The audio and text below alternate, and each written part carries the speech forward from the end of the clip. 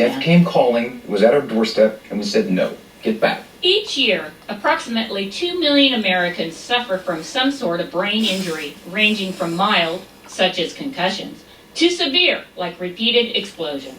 Dr. Mark Gordon specializes in brain injuries and said, "It's not new science, it's old science that's being applied." The beauty of hormone treatment is that it takes into account that every brain is individualized. My normal is different than your normal. We use this contrived system that's called reference range, which according to some major statisticians, biostatisticians back in 1975, stated that the way that we determine the quote-unquote normal ranges is irrelevant to me. It's relevant to that group that they did it on. Dr. Gordon explains that the extensive radiological tests that the military docs currently use won't prescribe a solution. They provide a lot of understanding of what the damage did to the brain, but is that going to direct us in how to fix them? Dr. Gordon says no. His natural hormone treatment requires blood work and the fine-tuning of the brain hormone imbalance. Once those levels are calculated, the patient will begin the road to real recovery.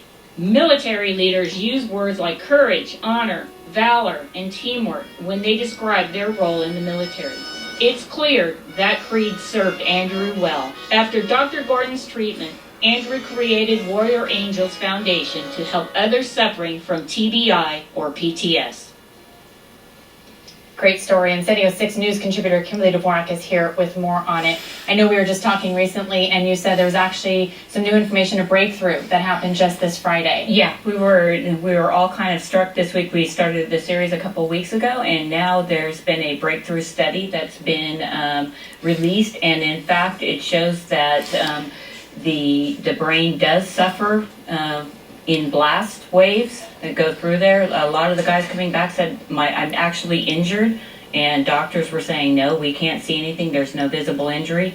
And we had a group back in Bethesda who actually did autopsies on several different brains, some service members, some outside service members with no exposure to damage. And what they found is there indeed is an injury, which now is going to lead, in essence, what this does is it creates a roadmap. Now we have a roadmap to how now we can fix that little part of the brain, because that particular part of the brain that's getting all of the damage it deals with the sleep patterns, the cognitive therapy, the depression, the anxiety, the memory, and those issues. So if they can get in and fix that, and what Dr. Gordon's been working on for the past several years is this hormone therapy, replacing the hormone that has actually been, dissipated after they suffer these blast waves. So. And for those who maybe didn't see last week's segment, Andrew was initially on, 16 different types of medications. Now he's on one.